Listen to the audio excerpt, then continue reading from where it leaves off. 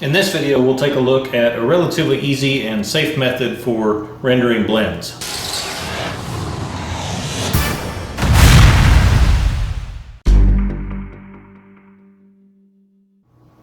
So generally speaking, a blend is relatively easy to accomplish, especially with an airbrush. The way it's normally done is as you start to blend, you'll gradually increase the distance between the canvas and the airbrush, and you want to angle the airbrush in the direction of the blend. For this particular painting, I need to render this sky, and there's a couple different colors in here. Originally, I was going to do this with transparents, but I thought for the sake of this video, I would do it with opaques because opaque paint is easier to work with, and I'll explain why here in a minute.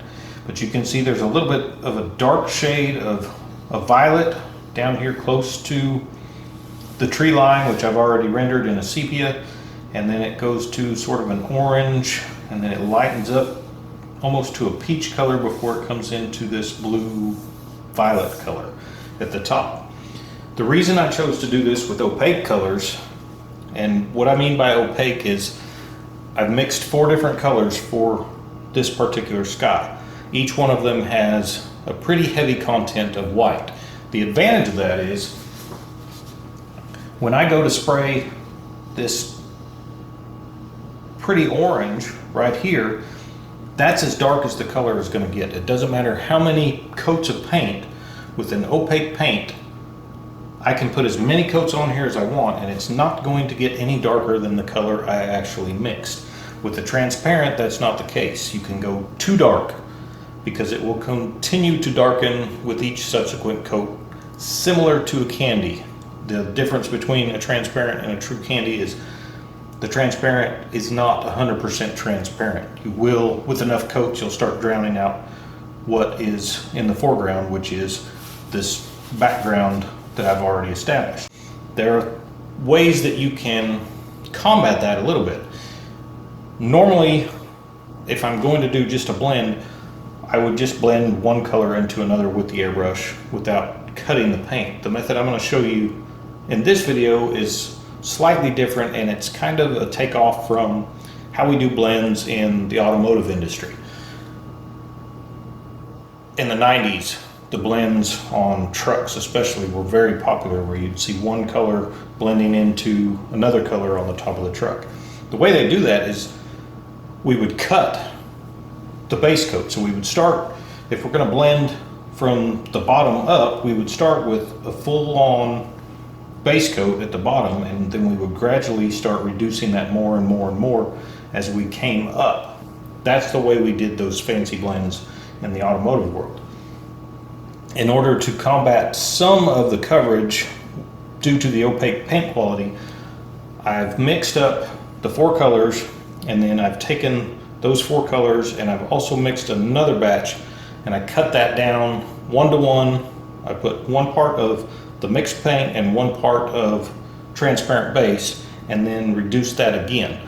So effectively, the viscosity of my paint is staying the same, but the pigment is being cut way down, and that makes it a little bit easier to blend very smooth fades, especially when you get into these very light areas here in the center where there's not a whole lot of color there, but you want a smooth blend.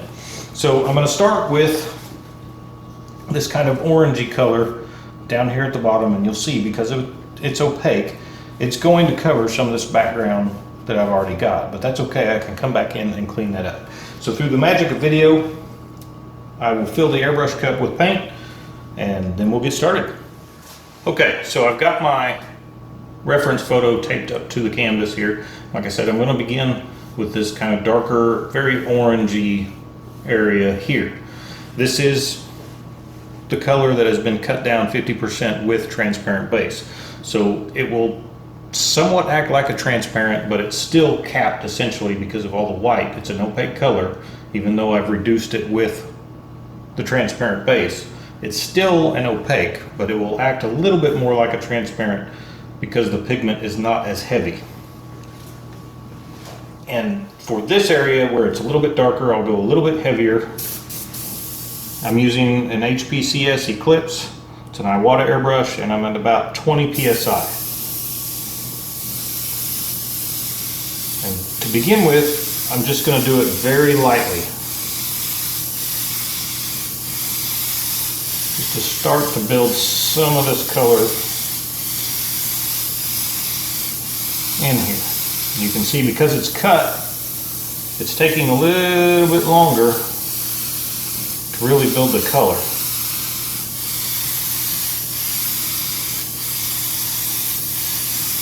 I'm not trying to blend anything at this point. I'm just putting even strokes.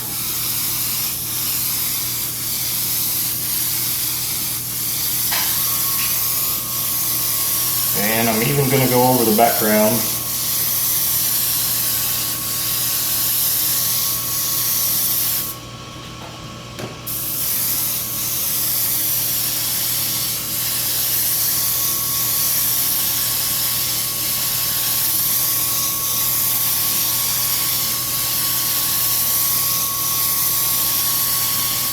See, it's starting to build a little bit of color in here now. Remember to dry your paint. Don't get it on too wet.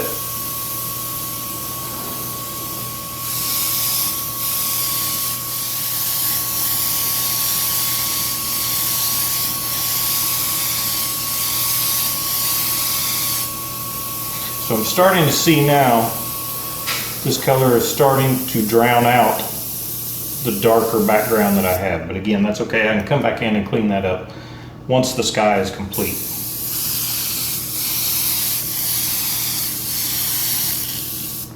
And I'm out of paint.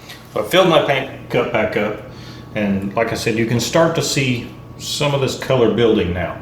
And this color blends pretty far up into the sky. So I'm going to take the reference image down, and we'll begin to start blending this up.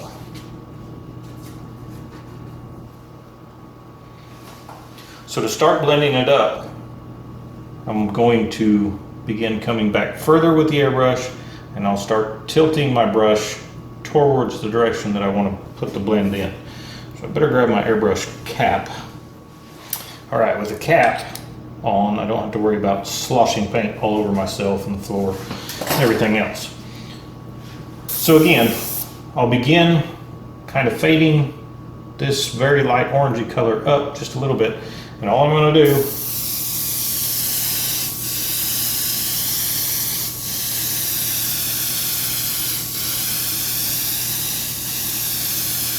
see how I'm angling the airbrush. It's probably about 45 degrees.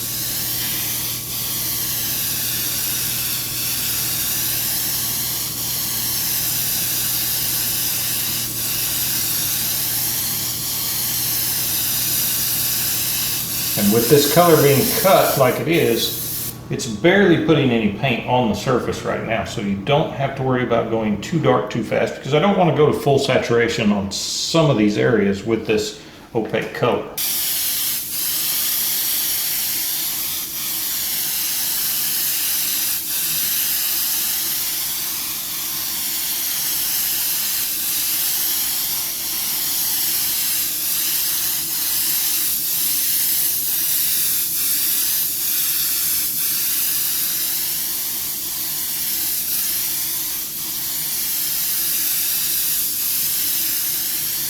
And the reference that this orange color is pretty bright in this little break in the trees.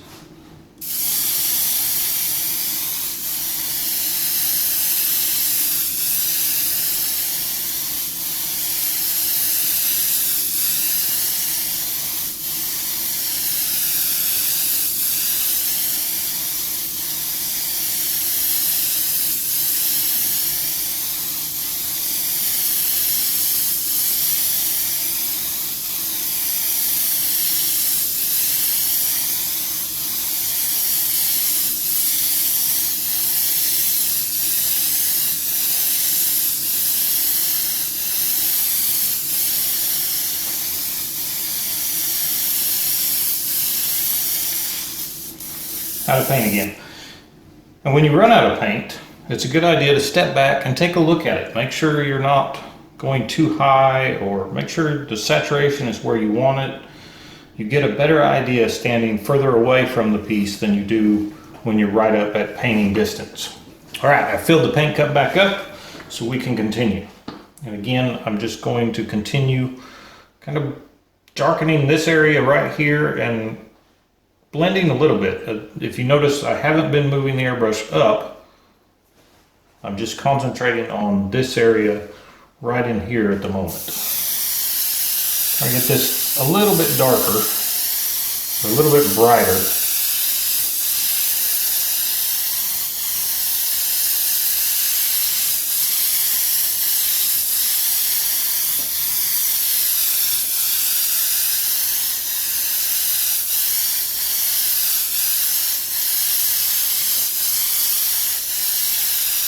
Now it's getting closer to where I want it, so I'm going to start bringing this up just a little bit.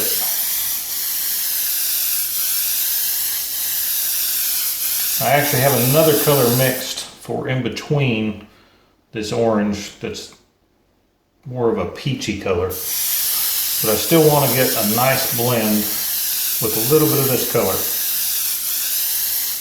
And that's starting to look pretty good. From this point, I'm going to go to the same color, but the one that is full strength, so that I can come in and get this area here is quite a bit more saturated. It's a lot more bright. So that's why I'm going to go to the full saturation of the same color to start to build some of that area in. Okay, I've refilled the airbrush cup again. This is with the full strength opaque color of, it's the same color, but it hasn't been cut down. So it will cover a lot faster, and you'll especially see that when I get over into this background. But I just want to work on building a little more saturation in this area. Some of these little wisps, hints of some clouds.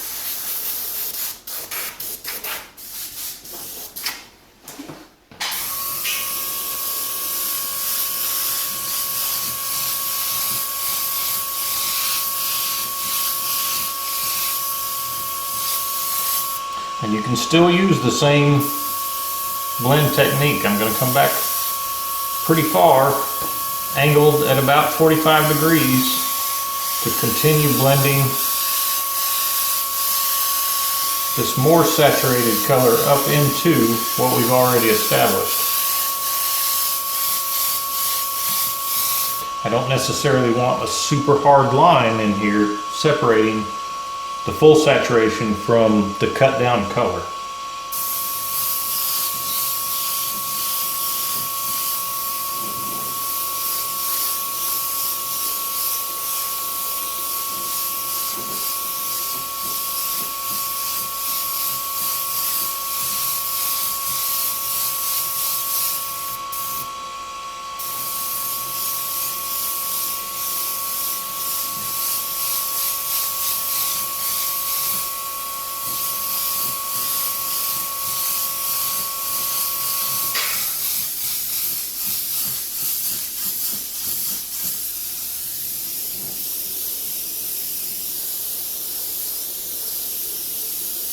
Again, remember to dry in between. You don't want to get this too wet.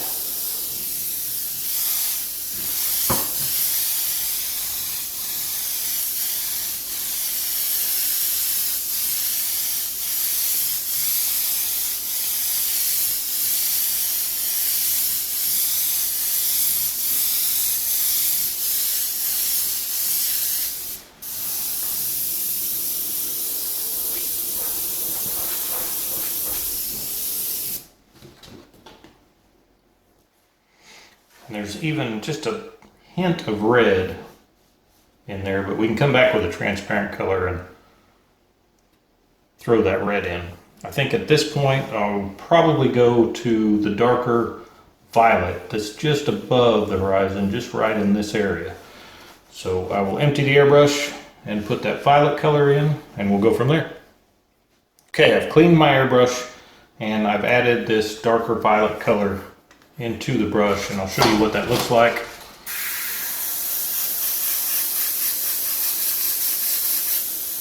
You see it's very dark.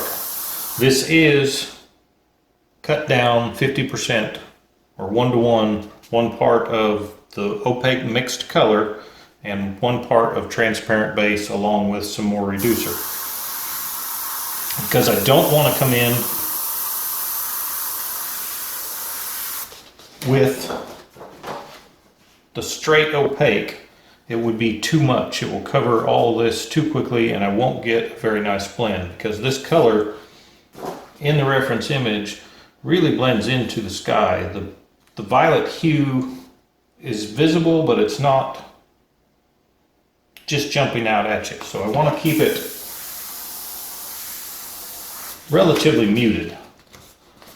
So cutting it with the transparent base, again, gives it somewhat of a transparent quality as far as spray characteristics.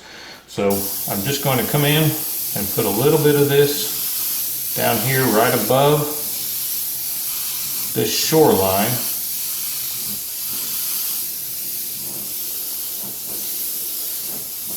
Very lightly to begin with, because I don't want it to be overpowering. It's even going to be probably a little bit muddy.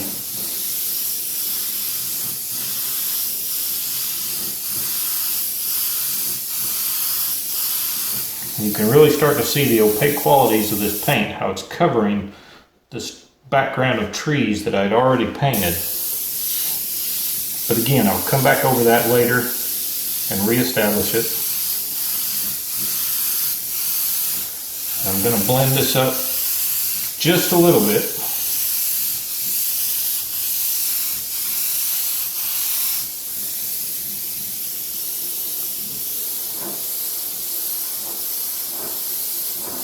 Again, remember to dry in between.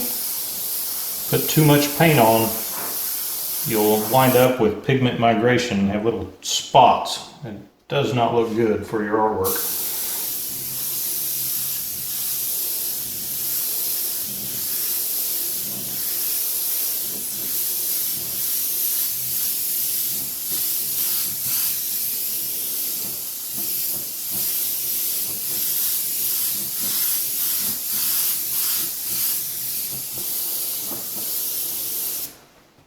I'm going to step back and take a look at that. I think it might be good enough. Okay, the airbrush has been cleaned and I've added this sort of a peachy color into the brush.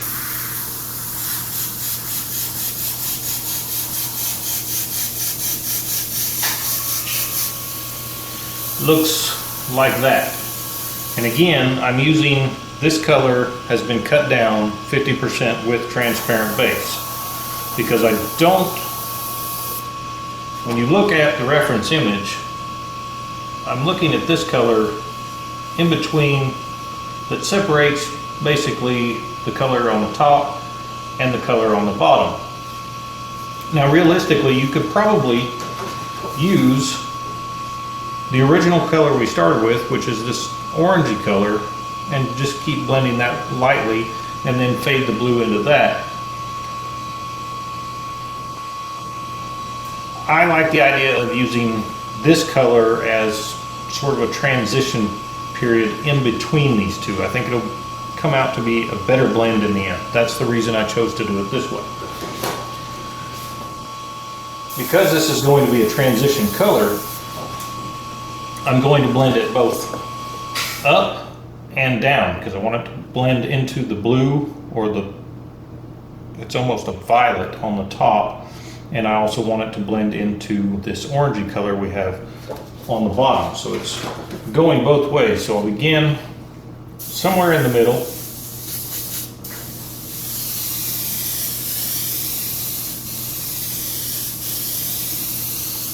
Again, this color is very light and it's been cut down. So it's not going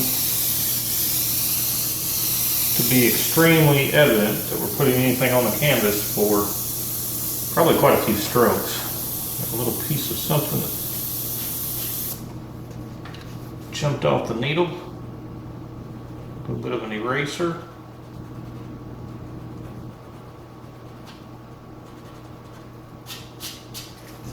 That shouldn't be noticeable once I get enough coats on here.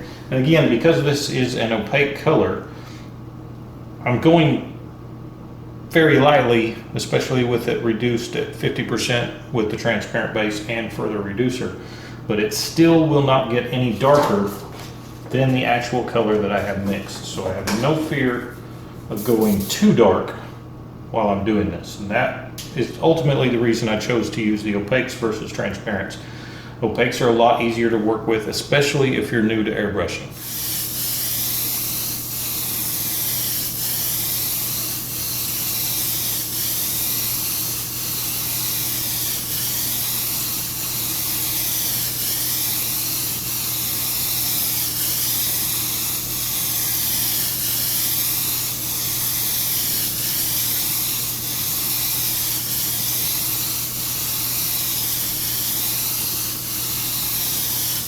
And I'm back probably an airbrush or two length away, and I've got the airbrush angled at about 45 degrees, spraying up because that's the direction I'm fading this color at the moment.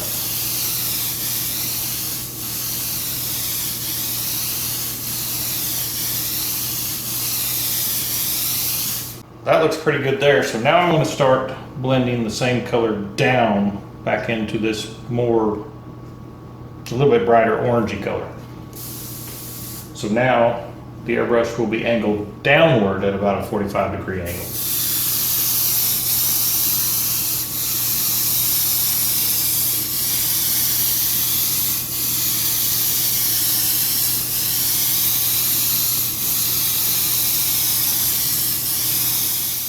I'm pretty happy with the way this looks at this point. So now I went ahead and cleaned the airbrush, and I've gone to a blue color. The color I mixed is a little more blue than what's actually in the reference image.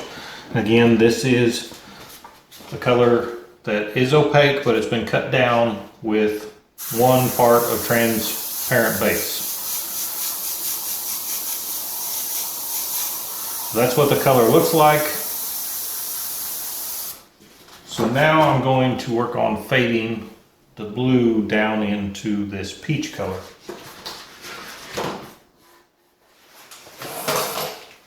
So I'll begin from the top.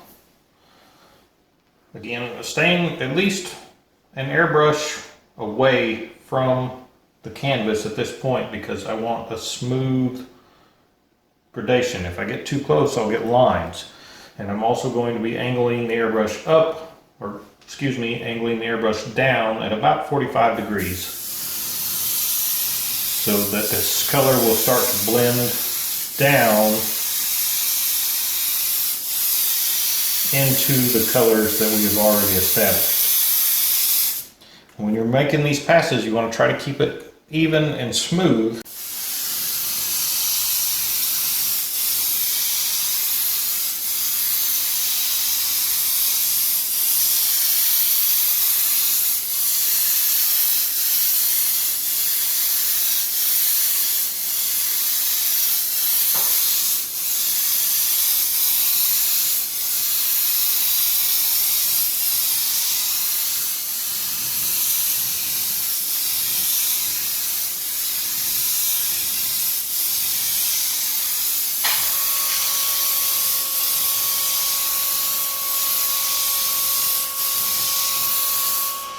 And the top is going to be darker. As it fades, the top will be darker and then it gradually fades into these other colors. So I'm using a few more passes at the top.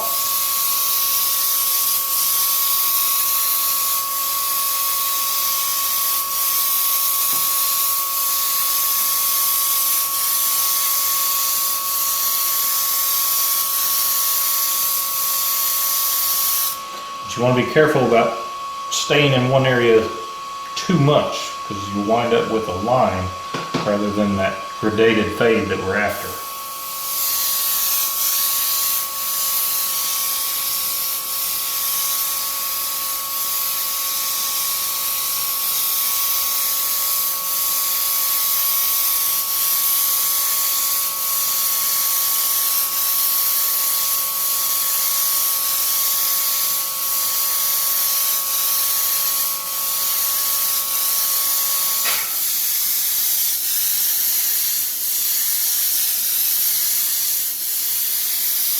And because this color has been cut down with that transparent base, it makes it a lot easier to gradually fade into this lower level. Whereas if I was using it full strength, it would be easy to overpower these other tones that we have. I'll come back in a few minutes with the stronger or the full strength color and then start gradually fading the top down to about this point. I won't go as far because again, I don't want to overpower it.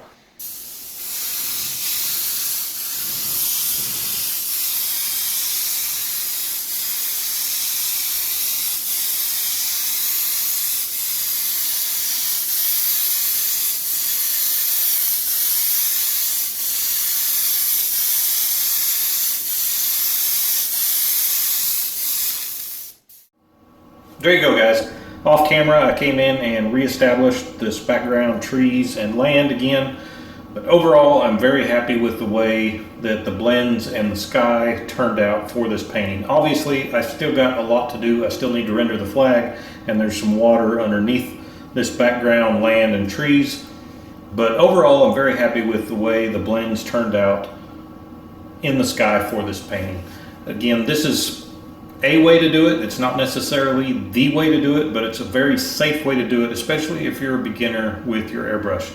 As far as cutting your colors down with the transparent base, it really makes it very difficult to go too dark too fast, which is relatively easy to do. So try it out. Let me know what you think in the comments. Thank you guys for watching. I hope you got something out of this. If you did, remember to like, subscribe, and share, and I'll see you guys next time.